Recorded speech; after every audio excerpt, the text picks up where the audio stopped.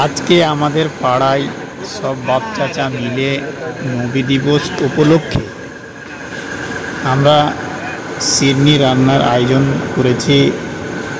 হালকা কিছু চাঁদা সবাই দিয়ে একত্রিত হয়ে সবাই বাপ চাচা এক জায়গাতে হয়ে সেই চাঁদায় আজকে সিডনি রান্নার কাজ এখন চলছে। ইনশাল্লাহ ভোরবেলায় দোয়া হবে এবং সবাইকে তাবারুক বিতরণ করা হবে সকালবেলায়। তো আমাদের সব ভাই মিলে সব কাকা মিলে এক জায়গায় হয়ে এই তাবারুক রান্না করছে। এবং আমাদের গ্রামে প্রায় সমাজ ছিল, বড় সমাজ ছিল, কিন্তু এখন সবাই হালকা হালকা ভেঙে ভেঙে সব ছোট ছোট হয়ে গেছে। 10-15 বছর থেকে নেই, প্রায় এক জায়গায় হতো। এবার কি হলো না হলো সবাই এবার আলাদা আলাদা হয়ে গেছে। তো আমাদের বাপ চাচারা সব এক জায়গায় হয়ে হঠাৎ প্রোগ্রাম করে আমরা একত্রিত হয়ে এই তাবারুক ও সিডনির ব্যবস্থা আমরা করেছি। ইনশাল্লাহ ভালো হবে,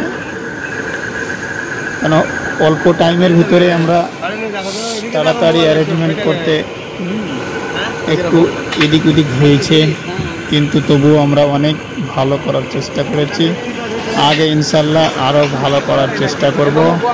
এবং বিশেষভাবে অনুরোধ, যদি সকল বাচ্চা একসাথে থাকে তো কেউ আমাদের কোনো দিন কেউ ক্ষতি করতে পারবে না আশা করি।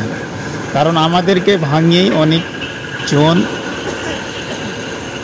চলার চেষ্টা করে এবং আমাদের একত্রা না থাকার আমাদের দুর্বলতা। আমরা এক থাকতে পারি না, এটা আমাদের দুর্বলতা। এর জন্যই আমাদের ভাঙিয়ে অন্যজন আমাদের মাথায় বেল ভাঙছে। আমাদের বাপ চাচাদের সকলকেই বোঝার দরকার যে এতে আমাদেরই সকলেরই ক্ষতি হচ্ছে। আজকে যে জিনিসটা দেখতে পাওয়া গেল, এটা আমরা কোনোদিনই আশা করিনি যে আমাদের গ্রামে এরকম একটা জিনিস হবে। কিন্তু যে নবীর উপর আমরা ধর্মপ্রাণ আপন বিশ্বাস করে আমরা থাকি, সেই নবীর নামে আমরা আজকে গ্রামে 3 দলে বিভক্ত হলাম। এটা খুব একটা ভালো দেখায় না। কারণ কেউ হয়তো কিছু বলে যে ছোট সমাজ ছোট ছোট করে করলে ভালো হয়, কিন্তু না, আমাদের নবী সকলকে একত্রিত করার জন্য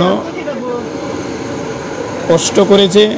আর আজকে আমরা নিজের ফায়দার জন্য ভেঙে টুকরো হচ্ছি।